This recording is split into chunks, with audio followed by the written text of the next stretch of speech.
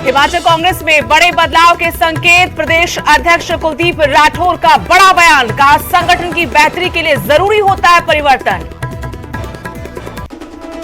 आप सुप्रीमो केजरीवाल के बयानों पर बीजेपी और कांग्रेस का पलटवार। मुख्यमंत्री जयराम ठाकुर ने संयमित भाषा का इस्तेमाल करने की दी सलाह, तो कुलदीप राठौर ने पूछा हिमाचल के लिए रोड मैप। ऊना में मिले टिफिन बम की हिमाचल पुलिस भी करेगी जांच। विमुक्त रंजन की अगुवाई में बनाई गई 3 सदस्यीय एसआईटी। पुलिस को कुल्लू टैक्सी धमाके से लिंक होने का शक। रामपुर में ट्रक की चपेट में आई मोटरसाइकिल हादसे में बाइक सवार 3 युवकों की मौत। ट्रक चालक मौका पाकर हुआ फरार। पंजाब हरियाणा में गर्मी बढ़ने के चलते पहाड़ों का रुख कर रहे सैलानी। डलहौजी में उमड़ी सैलानियों की भीड़। सुहावने मौसम का लुत्फ उठा रहे हैं पर्यटक। श्री गुरु तेग बहादुर जी के 400वें प्रकाश पर्व पर पानीपत में बड़ा धार्मिक समारोह। सीएम मनोहर लाल समेत कई दिग्गजों ने की शिरकत।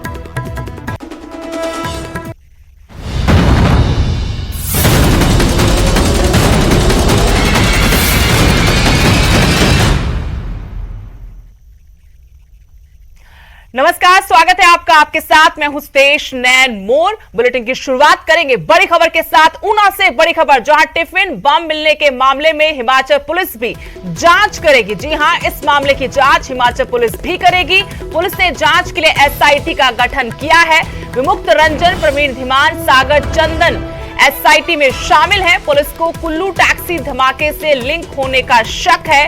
इसके बाद इस मामले की जांच अब हिमाचल पुलिस भी करेगी। कुल्लू में विस्फोट हुआ था 29 जनवरी 2022 को। इस मामले में एफआईआर दर्ज हुई थी, लेकिन आपको बता दें कि क्योंकि पंजाब पुलिस भी टिफिन बम मामले की जांच करते हुए हिमाचल तक पहुंची और उसके तार हिमाचल तक जुड़े हैं, ऐसे में अब हिमाचल पुलिस भी इस मामले की जांच करेगी, क्योंकि उनको भी शक है कि कुल्लू में जो धमाका हुआ था उसके तार जुड़े हो सकते हैं इस पूरे मामले से। ऊना में टिफिन बम मिलने का मामला, हिमाचल पुलिस भी मामले की जांच करेगी। पुलिस जांच के लिए एसआईटी का गठन कर दिया गया है। आपको जानकारी दे दें कि कल ही पंजाब के नवांशहर पुलिस की टीम ने ऊना में दबिश दी थी। सिंगा गांव में कुएं से टिफिन बम बरामद किया था।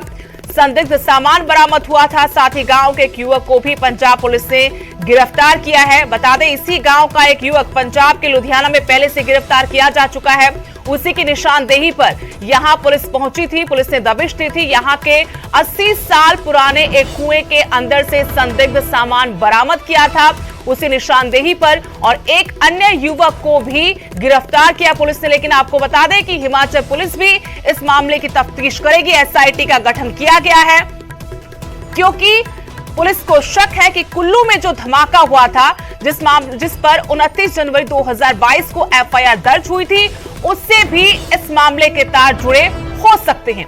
ऐसे में एसआईटी का गठन किया गया है। इस एसआईटी में 3 अफसर रहेंगे, विमुक्त रंजन, प्रवीण धीमान, सागर चंदन, जो इस पूरे मामले की गहराई से जांच करेंगे।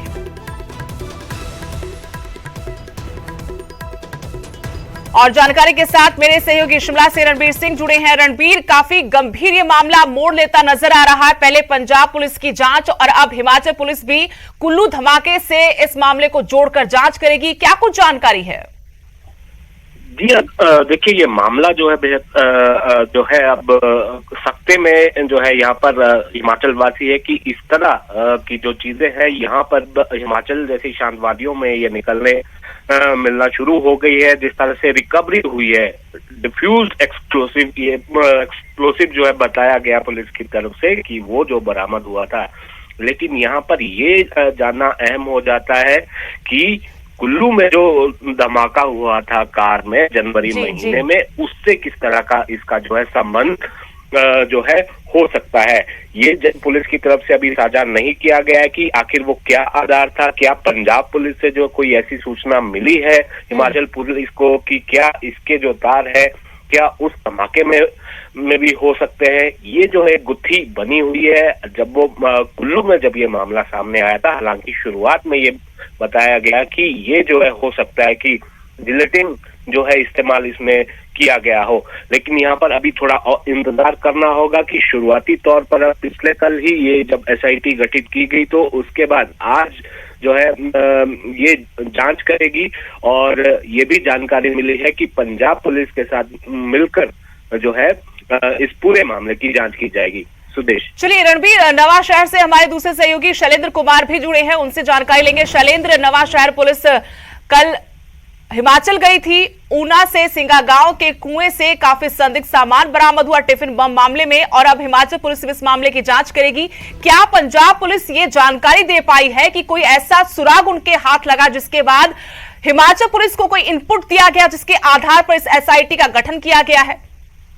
जी बिल्कुल से ये जो घटना है, नवांसर के जो पंजाब पुलिस है उनको एक सुराग मिली थी कि पिछले दिनों 2021 में नवांसर के सियास्ता पे एक धमाका हुआ था, जिससे कि पिछले 15 दिन पहले पुलिस ने 3 आरोपी गिरफ्तार किया था। आरोपी गिरफ्तार करने के बाद उनसे रिमांड लिया गया अदालत से रिमांड लेने के बाद उनसे पूछताछ किया गया। पूछताछ के दौरान एक कुलदीप नाम का लड़का मिला जिसकी शिनाख्त पे ये हिमाचल में टिफिन बम है, वो एक सिंघा गाँव है हिमाचल प्रदेश में, वहां से बरामद हुई है। उसके साथ में एक LID, एक ओवा, एक पेन ड्राइव बरामद हुई है। और सबसे अहम बात इसमें है कि हरविंदर रिंदा जो पाकिस्तान में बैठा आका है, उनके मास्टरमाइंड वही है और उनके सरगना उनके साथी लोग काम कर रहे हैं। और जो इसमें कुलदीप है, कुलदीप उनके संपर्क में था और कुलदीप ने ही ये जो टिफिन बम 2 मंगवाया था, जो पीछे एक नूरपुर बेदी में एक धमाका हुआ था, और ये दूसरा बम था टिफिन बम जिसे ऊना के सिंघा गांव में छिपा कर रखा गया था कुआं के अंदर में, जिसे पूछताछ के दौरान ये लड़का वहां गांव का एक लड़का जो गिरफ्तार भी हुआ है। और पुलिस ने 5 लोगों को अभी तक गिरफ्तार किया है इसमें, और कल अदालत में पेश करके 7 दिन का रिमांड लिया गया। हो सकता है कि 7 दिन का रिमांड लिया गया, इसमें और भी पूछताछ के बाद कुछ खुलासा होने की संभावना है। बता दें एक 9mm में एक पिस्टल मिली है और 10 जिंदा कारतूस भी है, 2 कार भी बरामद हुए हैं। अभी तो 5 लोग इसमें गिरफ्तार हो चुके हैं। जी शुक्रिया शैलेश, तमाम जानकारी के लिए। रणबीर, आपका भी शुक्रिया। तो हिमाचल पुलिस भी इस मामले की तफ्तीश करेगी और पंजाब पुलिस की कार्रवाई आगे बढ़ती। 5 आरोपी गिरफ्तार हो चुके हैं, कई संदिग्ध सामान उनसे बरामद हुए, पेन ड्राइव भी बरामद हुई है। पुलिस की तफ्तीश यहां तक पहुंची कि पाकिस्तान में बैठे आका के कहने पर यह सब कुछ किया जा रहा था। तार पाकिस्तान से जुड़े और उसके बाद हिमाचल में भी इस मामले की पूरी जांच की जाएगी। बाकायदा 3 सदस्यीय SIT का गठन किया गया है। और अब हिमाचल की सियासत से जुड़ी बड़ी खबर से आपको रूबरू कराते हैं। हिमाचल कांग्रेस में बड़े बदलाव के संकेत मिल रहे हैं। कांग्रेस प्रदेश अध्यक्ष कुलदीप राठौर का इस बारे में बड़ा बयान। संगठन की बेहतरी के लिए परिवर्तन भी होता है, ये कुलदीप राठौर ने कहा। नए लोगों को भी शामिल किया जाता है, जल्द साफ होगी स्थिति क्या है। पार्टी कार्यकर्ताओं में असमंजस का माहौल है, कुलदीप राठौर ये कह रहे हैं, और लगातार यही माना जा रहा है कि कांग्रेस की तरफ से अभी साफ कुछ नहीं किया गया है कि संगठन में बदलाव होगा या नहीं। ऐसे में न सिर्फ पार्टी कार्यकर्ता बल्कि नेताओं में भी असमंजस है। अब प्रदेश अध्यक्ष कांग्रेस के खुद मान रहे हैं कि पार्टी कार्यकर्ताओं में असमंजस का माहौल है, असमंजस से पार्टी को नुकसान हो सकता है। संगठन में बड़े बदलाव के संकेत काफी लंबे वक्त से मिल रहे थे, अटकलें लगाई जा रही थी, लेकिन कोई बड़ा बदलाव अभी हुआ नहीं। अब कांग्रेस प्रदेश अध्यक्ष कुलदीप राठौर ने यह बयान दिया है कि संगठन की बेहतरी के लिए परिवर्तन होता है, नए लोगों को भी शामिल किया जाता है, जल्द ही स्थिति साफ होने का भी उनकी तरफ से दावा किया गया।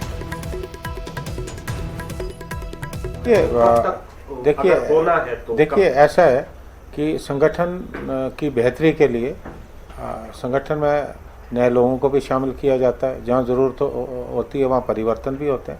तो ये सारा मामला पार्टी आलाकमान देख रही है और ज़रूरत के मुताबिक जो पार्टी आलाकमान को ठीक लगे वो कर रहे हैं। उधर कांगड़ा में अरविंद केजरीवाल के बयानों के बाद बीजेपी और कांग्रेस दोनों आम आदमी पार्टी पर हमलावर हैं। सूबे के मुख्यमंत्री जयराम ठाकुर ने केजरीवाल को संयमित भाषा का इस्तेमाल करने की सलाह दी है, तो कांग्रेस अध्यक्ष कुलदीप राठौर ने कहा कि हिमाचल में स्कूल और अस्पताल पहले से हैं, इसलिए हिमाचल के लिए केजरीवाल को रोड मैप बताना चाहिए। हिमाचल के लोग सुनते हैं, वो ज़्यादा रिएक्ट नहीं करते हैं कौन क्या बोल रहा है, और उचित होगा कि वो संयमित भाषा में बात करें। इस देवभूमि हिमाचल प्रदेश का अपना एक संस्कार है, अपना एक कल्चर है। उस दृष्टि से मैं उनको कोई बहुत बड़ी सलाह नहीं दूंगा, लेकिन जिस बात को लेकर के वो विशेष तौर से कहने की कोशिश कर रहे हैं हिमाचल प्रदेश सरकार के खिलाफ, उसका जवाब आने वाले समय में देंगे। आज मैं कुछ ज़्यादा कह रहा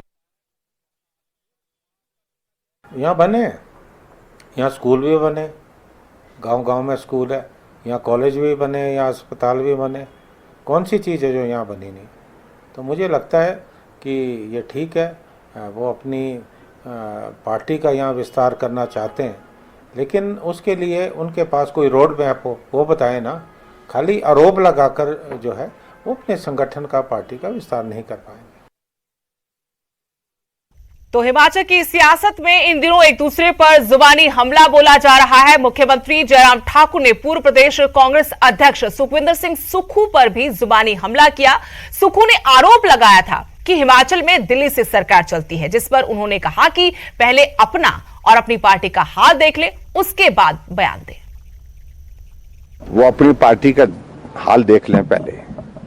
हिमाचल प्रदेश में भारतीय जनता पार्टी की मजबूत सरकार है और मजबूती के साथ काम कर रही है। हिमाचल प्रदेश में हर विधानसभा क्षेत्र में विकास कार्य हुए हैं और अपनी हालत पतली देख करके कांग्रेस पार्टी की परिस्थिति पूरे देश भर में क्या हुई है और पूरे प्रदेश भर में क्या है, इस पर मैं कुछ कहना नहीं चाह रहा हूँ। और अपनी हालत उनकी भी, मैं इसमें इतना ही कहना चाह रहा हूँ कि चुनाव के दौर में हैं तो स्वाभाविक रूप से कुछ बोलेंगे, उनको बोलने दीजिए, उसमें कोई परवाह नहीं। उधर रामपुर में तेज रफ्तार ट्रक ने बाइक को टक्कर मार दी। इस हादसे में बाइक सवार 3 युवकों की जान चली गई। वहीं ट्रक चालक मौके से फरार हो गया। पुलिस ने ट्रक चालक के खिलाफ मामला दर्ज कर उसकी तलाश शुरू कर दी है। वहीं मृतकों के शवों को कब्जे में लेकर पोस्टमार्टम के लिए अस्पताल के शवगृह में रखवा दिया गया है।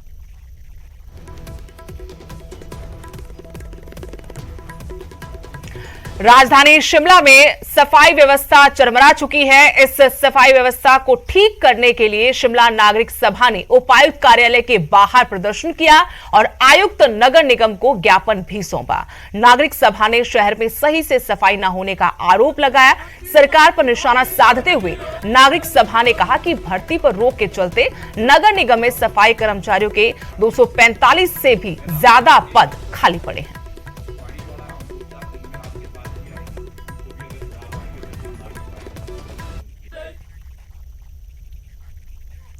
और सीधे आपको ले चलते हैं पानीपत, जहां श्री गुरु तेग बहादुर जी के 400वें प्रकाश पर्व पर विशेष समागम का आयोजन किया जा रहा है। जिथों तक नजर दौड़ाई है उथों तक साड़ी साध संगत दिख रही है, विराजमान है।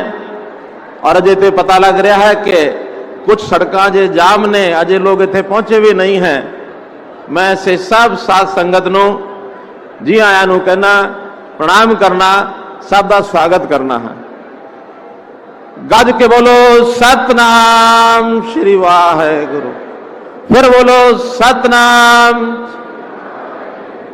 जो बोले सो निहाल।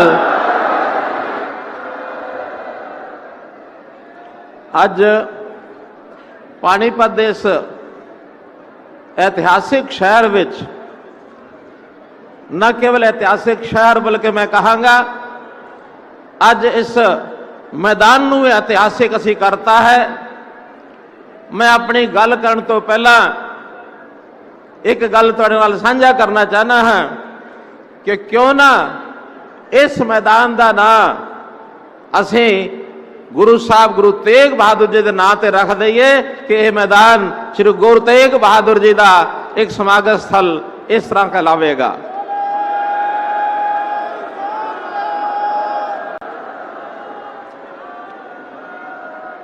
ते जेड़ा मुख मार्ग, जेड़ी सड़क जीटी रोड तो इत्थे समागम स्थल तक आ रही है, जिथों असीं सारे लंघ के आए हाँ, उस रस्ते का नाम, उस मार्ग का नाम श्री गुरु तेग बहादुर जी मार्ग ये भी रखा जाता है।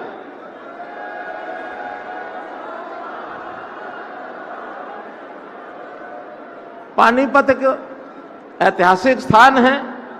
अज का दिहाड़ा भी असी कह सकते हैं कि ऐतिहासिक दिहाड़ा हो गया है।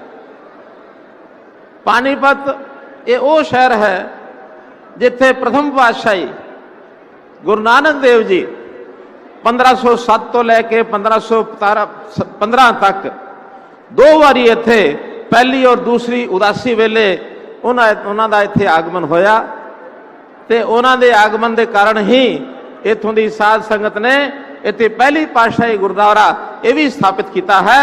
इस करके ये स्थान अपने आप में इतिहासिक है। असीं जानते हैं कि देश की उस वेले गुलामी की जिहड़ी अवस्था सीगी, उस गुलामी तो दूर करने वास्ते, देश को आज़ाद करने वास्ते बहुत सारिया लड़ाइयां हुईयां और एक लड़ाई सन 1761 पानीपत का जिहड़ा तीसरा युद्ध किया जाता है, जिहड़ा मराठियां ते मुगलों दे विच होया सी। कुछ लोग कहते कि मुगलों की हार, मराठियां की हार हुई, लेकिन मैं कहना कि उस लड़ाई दे विच मराठियां का बहुत बड़ा योगदान ये सी कि मुगलों को इत्थे रोक लिया गया और अगे देश दे विच जिहड़ा उन्हां दा आक्रमण हमला जारी सी उसनूं रोकण दा काम अगर किसी ने किया तो वो मराठियां ने किया सी। इस करके अज जिहड़ा ये स्थान है, ये स्थान भी ऐतिहासिक है, ये दिन भी ऐतिहासिक है। भाइयों बंधुओं, ये उत्तर भारत, ये गुरुओं की धरती है, ये महापुरुषों की धरती है। हम देखते हैं सारा, चाहे पंजाब है, चाहे हिमाचल है, उत्तराखंड है, हरियाणा है, दिल्ली है, उत्तर प्रदेश है, राजस्थान है, ये सारा इलाका गुरुओं की धरती कहलाता है। गुरुओं ने यहाँ भ्रमण किया, महापुरुषों की धरती कहलाती है। हमने हरियाणा सरकार में एक योजना बनाई है कि संत महापुरुष विचार प्रसार योजना, के संतों के, महापुरुषों के विचारों को उनको प्रसार किया जाए। तो जब भी कोई ऐसे विलक्षण किसी संत महापुरुष के जन्मदिन आते हैं, उनकी शताब्दियां आती हैं, अर्ध शताब्दियां आती हैं। हमने देखा होगा कि श्री गुरु नानक देव जी का 550 साला प्रकाश उत्सव, वो भी हमने हरियाणा में मनाया। हमने देखा श्री गुरु गोविंद सिंह जी का 350 साला प्रकाश उत्सव, वो भी हमने धूमधाम से हरियाणा में मनाया। कोई कार्यक्रम सिरसा में हुआ, तो कोई यमुनानगर में हुआ, तो कोई करनाल में हुआ। हम और भी संत महापुरुष, चाहे गुरु रविदास जी हैं, महर्षि वाल्मीकि हैं, संत कबीर हैं, इनके भी जयंतियां सरकारी तौर पर हम मनाते हैं। हम चाहते हैं कि संतों के, महापुरुषों के जो विचार हैं वो जन जन तक पहुंचने चाहिए।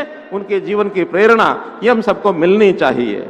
आखिर तो इनके कारण से ही हमारे देश में समाज जो इनके गुण हैं उन गुणों को धारण करता है। एक निर्मल आचार विचार, एक सत्यता, अहिंसा, एक शाश्वत सिद्धांत, ये सारे जीवन में आने चाहिए। त्याग और समर्पण और कुर्बानी का भाव, ये कुर्बानी का भाव भी जिन संतों ने, महापुरुषों ने हमारे सामने रखा है, और वही आज हम श्री गुरु तेग बहादुर जी का जो उदाहरण ले रहे हैं, कुर्बानी, शहादत, इससे बड़ा कोई उदाहरण ये हो नहीं सकता है। इसलिए गुरु तेग बहादुर जी के आज के विचारों से मैं ये समझता हूं कि उनकी स्मृतियां, उनको सहजने के लिए हम संकल्पबद्ध हैं। गुरु नानक देव जी से लेकर के गुरु तेग बहादुर जी से होते हुए गुरु गोविंद सिंह जी और उनके साहबजादे, ये सारी श्रृंखला ऐसी है जिन्होंने समाज को जागृत करने के लिए अपने जीवन के त्याग के माध्यम से, ज्ञान के माध्यम से जो प्रकाश फैलाया है, उस प्रकाश को आज हम याद कर रहे हैं। विश्व इतिहास में चाहे धर्म हो, संस्कृति हो, चाहे बलिदान की बात हो, प्राणों में आहुति देने में गुरु तेग बहादुर जी का जो अद्वितीय स्थान है, उनको हम अपना नतमस्तक होते हैं। उनकी शिक्षाएं ये हमारे लिए प्रेरणा के स्रोत हैं। हमारी जो पहचान है देश की, वो देश की पहचान इन्हीं कारणों से है। भारत की पहचान, हिंदुस्तान की पहचान अगर बरकरार है तो इस प्रकार के जो हमारे गुरुओं के योगदान हैं उसी में से है। और जब देश गुलाम था, मैं अगर सिख गुरुओं की बात करूं, गुरु नानक देव जी की यात्रा 1469 में ननकाना साहब से शुरू होती थी। आज ननकाना साहब जिसका वो जो स्थान है, देश के विभाजन के बाद वो पाकिस्तान में चला गया, लेकिन हमारी आस्था आज भी ननकाना साहब के प्रति उतनी है। और फिर वो यात्रा बढ़ते बढ़ते और 10वें पातशाही गुरु गोविंद सिंह जी का जब वो यात्रा पूरी की उन्होंने, और वो नांदेड़ में 9 अक्टूबर 1708 को ये 10वें पातशाही की यात्रा यहाँ पूरी होती है। लेकिन गुरु साहब ने उस समय जो कहा, उस समय कहा कि अब आगे देह स्वरूप गुरु नहीं रहेगा, बल्कि अब गुरु स्वरूप श्री गुरु ग्रंथ साहब जी, उनको ही हम गुरु मानेंगे। और जो श्लोक आता है, सब सिखन को हुक्म है गुरु मान्यो ग्रंथ, गुरु मान्यो ग्रंथ, आज्ञा भई अकाल ते तभी चलायो पंथ। बैसाखी के दिन गुरु गोविंद सिंह जी ने जो खालसा पंथ की नींव रखी, वो उसी के आधार पर कि अब ये पंथ गुरु ग्रंथ साहब जी को और जो है अपने गुरु के रूप में और हम याद करेंगे सभी 10 गुरुओं के। और उस समय के जितने शास्त्र हैं, जितने हमारे उस समय के विचार, कलमबद्ध विचार हैं, वो सब के सब गुरु ग्रंथ साहब जी को सुनने के बाद हमको मिलते हैं। हमारी जीवनी में, हमारे जीवन में सद्मार्ग के रूप में हम चलें तो इस प्रकार से गुरु ग्रंथ साहब का रास्ता हमको मिलता है। गुरु गोविंद सिंह जी ने आगे जो काम किया, आखिरी अत्याचार उस समय समाप्त नहीं हुए थे, तो उन्होंने योद्धाओं को, योद्धा तैयार किए और उन योद्धाओं को अपनी जो कृपाण है, उस कृपाण का कमान वो अपने योद्धाओं को दिया। और नांदेड़ में तपस्वी बैठे बाबा बंदा सिंह बहादुर, जो माधवदास बैरागी के नाम से उस समय तपस्या कर रहे थे, बंदा सिंह बहादुर को कहा कि अब मुझे तो आखिर शरीर की एक आयु के नाते से उतना ज्यादा आगे नहीं बढ़ सकता, लेकिन ये कमान संभालो, 5 तीर लो और उत्तर भारत में जो अत्याचार हो रहे हैं उनको जाके समाप्त करो। ये औरंगजेब के अत्याचार ये बहुत लंबे समय तक चले। बंदा सिंह बहादुर वहां से चले और उन्होंने, अब मुझे पता है कि 1708 से 1716 तक 8 साल और यहाँ जो गुरु पुत्रों का जो अत्याचार किए थे मुगल शासकों ने, उसका बदला लिया और पूरे देश भर में घूम करके और आजादी के लिए वो जो डंका उस समय बजाया, वो आज नहीं बजा है। ये वास्तव में 300 साढ़े 300 साल पहले का ये अभियान ये उस समय शुरू किया था। ये ठीक है कि देश के आजाद होने से पहले मुगलों के बाद अंग्रेजी हुकूमत हम पर राज करने आ गई, लेकिन ये डंका उस समय बज चुका था। और बहुत हमारे क्रांतिकारी वीरों ने, अपने समाज के भी सैकड़ों हजारों लाखों शहीदों ने काम वो आगे बढ़ाते हुए और आखिर देश को आजाद किया। 1947 में देश आजाद हो गया। आगे बढ़ते हम देखते हैं कि वो कश्मीर, जिसके कारण से गुरु तेग बहादुर जी को अपना बलिदान देना पड़ा था, उस कश्मीर की स्थिति लगातार 300 सवा 300 साल के बाद भी वो ठीक नहीं हुई। और हम देख रहे हैं कि वहां के कश्मीरी पंडितों के ऊपर अत्याचार अभी भी होते रहे हैं। ये तो उजागर किया अभी हमारे जो कश्मीर फाइल्स फिल्म जो देखी हमने, उसके अंदर उन सब अत्याचारों का वर्णन है। और उन कश्मीरियों को 1990 में कश्मीर छोड़ना पड़ा, अपना घर बार छोड़ना पड़ा। वहां के जो कानून थे, उन कानूनों में एक 370 का जो धारा थी, उसको समाप्त करने की आवाज जब उस समय से उठ रही है, श्यामा प्रसाद मुखर्जी ने आवाज उठाई कि एक प्रधान, एक निशान और एक विधान ये लागू होना चाहिए, जो अभी तक लागू नहीं था कश्मीर में। कश्मीर हमारे से अलग बनी रही, लेकिन मैं आभारी हूं, मैं धन्यवाद करता हूं देश के वर्तमान प्रधानमंत्री श्री नरेंद्र मोदी जी का, कि जिनके सदप्रयत्नों से बिना किसी नुकसान के, बिना किसी बहुत बड़े विरोध के और 370 धारा को समाप्त कर दिया। मैं आज मानता हूं कि कश्मीर, जिसकी आवाज कश्मीरी हिंदियों ने गुरु तेग बहादुर जी के सामने उठाई थी, वो जब बात उस समय शुरू हुई थी, आज निश्चित रूप से कश्मीर भारत का अभिन्न अंग बनेगा और वहां के हिंदुओं की किसी प्रकार की जो दुविधा है वो समाप्त होगी। और निश्चित रूप से ये काम जो पूरा होगा, इस नाते से हम लोग आगे बढ़ रहे हैं। भाइयों बहनों, अभी देश की आजादी का ये अमृत महोत्सव चल रहा है और इस 75 साल के बाद ये जो कार्यक्रम है आज हम कर रहे हैं, 400 साला अमृत महोत्सव, ये 400 साला जो प्रकाश उत्सव है, ये भी उसी का एक हिस्सा है। और उस हिस्से के नाते से आज हमको ये संकल्प लेना है कि गुरु तेग बहादुर जी ने जो बलिदान दिया था, उस बलिदान के कारण से इस देश के युवकों को, इस देश की जनता में जो उत्साह, जो जोश, जो स्फूर्ति आई थी, उसको आज हमको बनाकर रखना है। और आज बनाकर रखेंगे तो आज देश के लिए शायद मरने की जरूरत तो अब नहीं है, देश आजाद है, लेकिन देश के लिए जीने की, स्वाभिमान से जीने की, कभी इस देश का कोई ना बिगाड़ सके कुछ, ये आवश्यकता आज भी है और आज भी हमको प्रेरणा उसी प्रकार से मिलती रहेगी। अगर हम गुरु तेग बहादुर जी का देखते हैं, उनका जन्म अप्रैल 1621 में हुआ। 350 साल उनकी शहादत को भी हो गए हैं, लेकिन आखिर उनको हम याद करते हैं तो क्यों करते हैं? करते इसलिए हैं कि उन्होंने समाज की रक्षा के लिए, देश की रक्षा के लिए, हिंद की रक्षा के लिए, धर्म की रक्षा के लिए अपना जीवन बलिदान किया। जब आए थे कश्मीरी पंडित कि भी हमें जो है हमारा धर्म परिवर्तन किया जा रहा है, हमको परेशान किया जा रहा है, तो गुरु तेग बहादुर जी ने कहा कि इस समस्या को हल करने के लिए एक काम करना होगा कि किसी महापुरुष को बलि देनी होगी। और हम देखते हैं कि पास खड़े 8 वर्ष के बालक गुरु साहब के सुपुत्र जो आगे गुरु गोविंद सिंह जी कहलाए, उन्होंने कहा कि पिताश्री, ये बलिदान देने वाले महापुरुष और कहीं कोई क्यों ढूंढते हो? आप महापुरुष नहीं हो सकते क्या? यानी 8 वर्ष का बालक अपने पिताजी के लिए प्रेरणा स्रोत बनता है। और उस समय गुरुजी को लगा कि नहीं, ये बलिदान मुझे देना चाहिए।